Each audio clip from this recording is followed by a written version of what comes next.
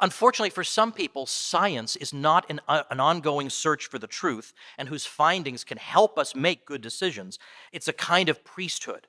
And whatever scientists tell us about anything, no matter how far removed from their areas of expertise, these people will obey. And the dangers of that should be obvious. Not only do we have a priesthood that isn't even thinking about trade-offs or collateral damage from their COVID monomania, but we also have tens of millions of devoted followers who will help enforce whatever lunacy the priesthood proposes. And your hopes, dreams, and livelihood will be placed on that altar. Of that you can be sure. Martin Kulldorff at Harvard Medical School says the experts are afraid to speak out. You have a lot of blah, blah, blah people who are not entitled to an opinion. He says the experts, the infectious disease epidemiologists, are afraid to speak out. Nice society you've given us, hysterics, where the actual experts, qualified in this field, are afraid to speak out. A society of fear. Nice going. By now, we've all gotten the message that you're selfish if you want to do the kinds of things that once gave your life meaning. For these people, life is about nothing but the avoidance of death, and you can't have anything back until they say so.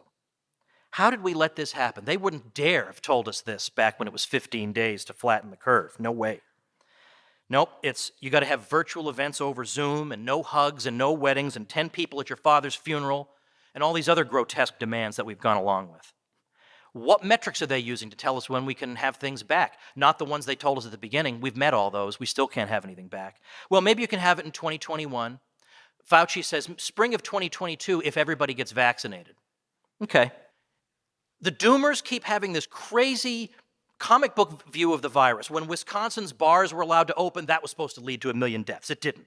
The Sun Belt spike was supposed to kill everybody. It didn't. Those spikes were long over. They were brought down without lockdowns.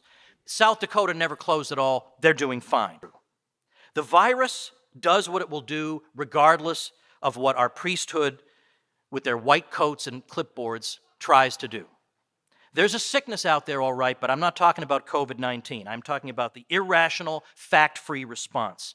We should demand our lives back, take our lives back. This is not selfish. It is selfish to be ignoring all the collateral damage that's being done by this policy. You get one life, you want to live it, that's normal. What's selfish and abnormal is the presumption that other people are entitled to your life or to take an arbitrary number of years away from your life. If they want to live as prisoners in their own homes and experience life over Zoom, they can be our guest. The rest of us, I think I can speak for all of us in this room, intend to live.